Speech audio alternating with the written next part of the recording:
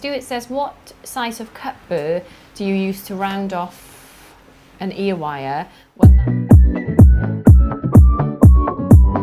when that snugly fits the ear wire, or one that is larger that you then have to wriggle? I always seem to be left with a sharp bit. Oh, okay. So if I had an ear wire that was 0.8 in diameter, I would not use a 0.8 cup burr, because that cup burr would just sit on the edge and it's not going to center itself on the wire.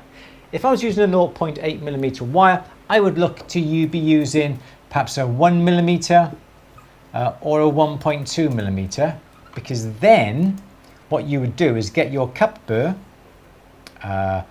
yes, just trying to think then, you would get your cup burr and that would overlap slightly, that is slightly bigger than the wire, so you'd bring the cup burr down onto the wire without it moving on top of the wire. Then you can start your flex shaft, and because this wire goes inside the cup burr a little bit, it won't wobble around and you can be sure it stays exactly where it is.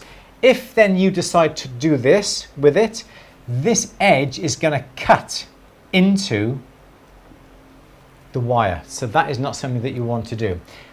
I always like to try and use a cup burr with, and they have little slots in them, like that, and there's one on the other side as well. Twin cut, I think they're called. They are really, really good. Comet make them. Use your 10% discount in Armitage Tools, because Armitage Tools are stockist of Comet.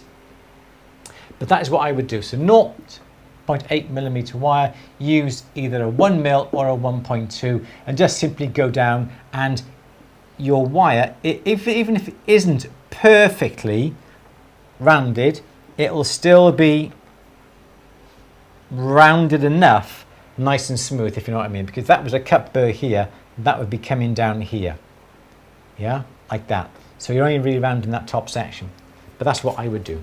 Yes.